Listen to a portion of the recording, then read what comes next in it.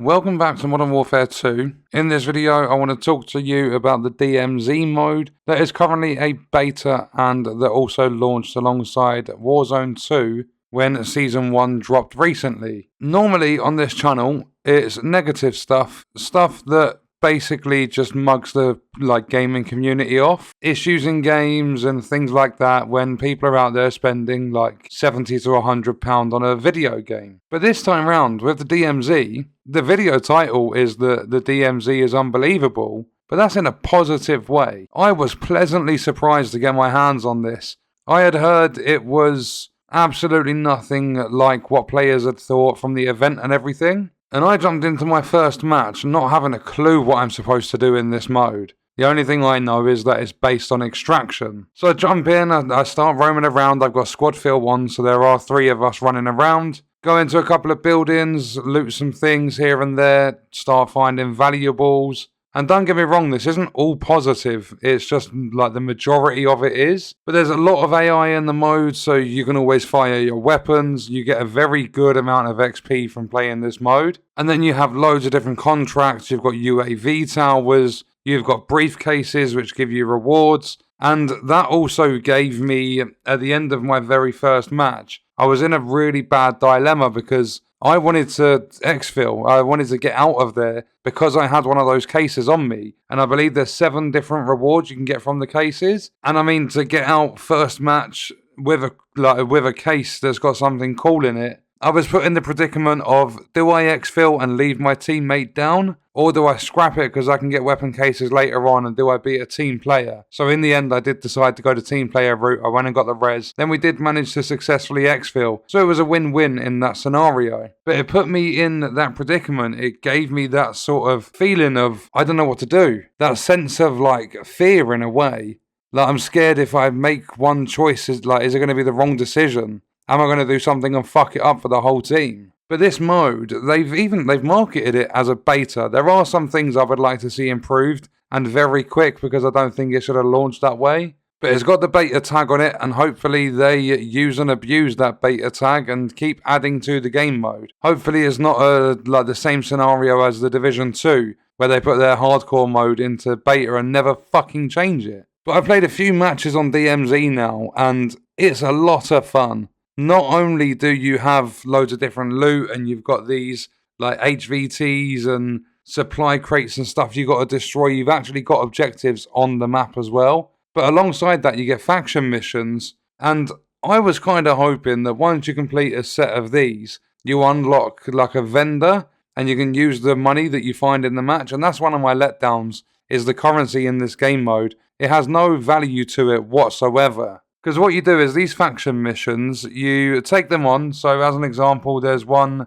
where you have to basically hack your way into a UAV tower or activate a UAV tower. Once you complete that, you get some rewards. You might get a contraband weapon or something like that. And then they progressively get harder, but they also give you better rewards. So there's one I've got at the moment called Storm the Stronghold, and it's for the first faction. The rewards get better and the faction missions get more difficult as you progress through them. But the last mission in the first faction is to acquire a stronghold keycard. You can purchase them at buy stations, or you can find them around strongholds. Then clear an entire stronghold and extract intel that's found on the guards. Once I complete that, I get a weapon blueprint and I get 5,000 XP, which is pretty cool. Once I've done that, I've already done the 3 basic missions for this faction. I move up to faction number 2. And at the same time as giving weapon blueprints and XP and things like that, you also unlock extra slots for insured weapons. They're the ones that you can safely take into a DMZ, and if you die, it just goes on a 2-hour cooldown instead of you losing that weapon forever. The contraband ones, you lose them forever if you die in the DMZ.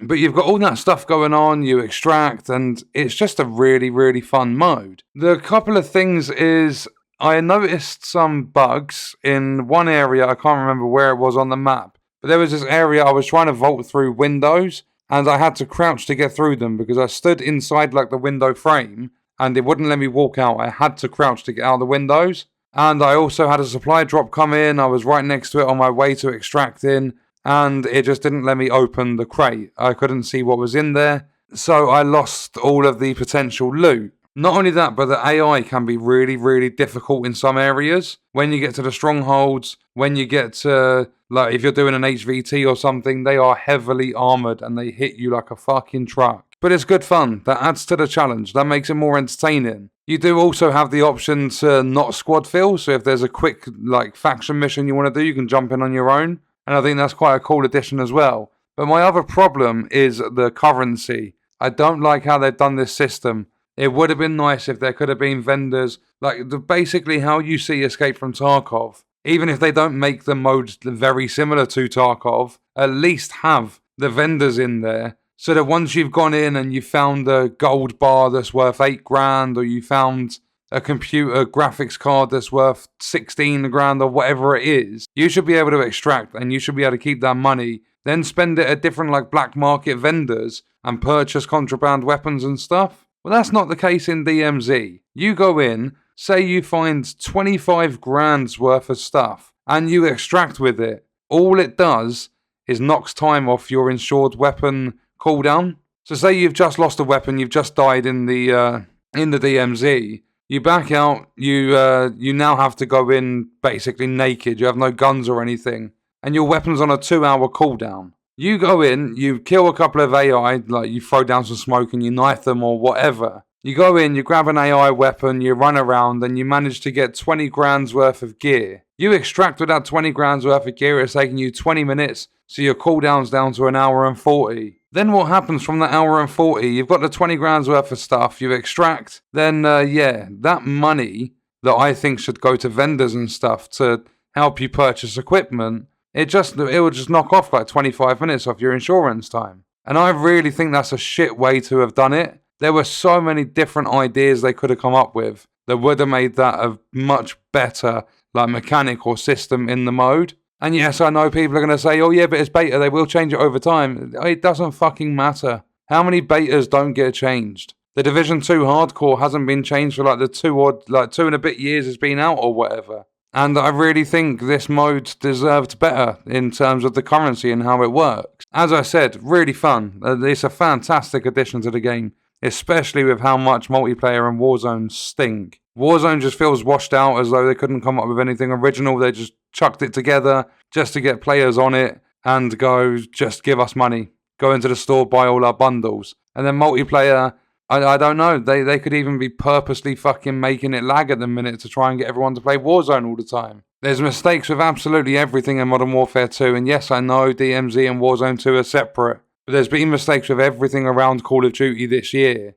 Besides the couple of issues like supply cache, currency, even though it's not a bug, it's more of a mechanic flaw. But besides that and some windows I had to crouch out of, I've not had any bad experience with it. I've actually had a lot of fun playing this. So if there's anything that I would recommend on like throughout the whole of Call of Duty this year, I would skip multiplayer. I mean, unless you're lucky enough to have a good connection on it. I would definitely skip Tier 1. I know that's part of multiplayer, but that's a new thing that came in the game of Season 1. I'd skip it because it's fucking dog shit. The campaign, I've heard that's pretty good, so I haven't played it myself yet. The co-op, I don't think there's enough in there at the moment, but the raids and stuff are coming out next month. Warzone, I personally don't like it. A lot of people probably do. It's a really, really popular mode, but I would personally skip that. And then DMZ, I would say jump on it and play it, because if you can get 2 friends, or you're allowed to randomly matchmake, so 2 friends or not, you're going to have fun with this mode, I think. But then obviously, if you can gather 2 friends, or you can LFG and find a couple of people that you can start playing with consistently, you'll have a lot of fun with it. I think it's a really, really good mode. I like what they've done for the most part. As I said, a couple of issues, but hopefully people will point them out enough so that they get changed around and improved in the near future would be nice. Hopefully this doesn't get chucked on the back burner with multiplayer so that they can favour Warzone. But we are going to have to wait and see. That is going to do it for this video though. Check out this video if you want to see other Modern Warfare 2 content on the channel. I will see you in the next video. I hope you guys enjoyed it. Thank you for watching.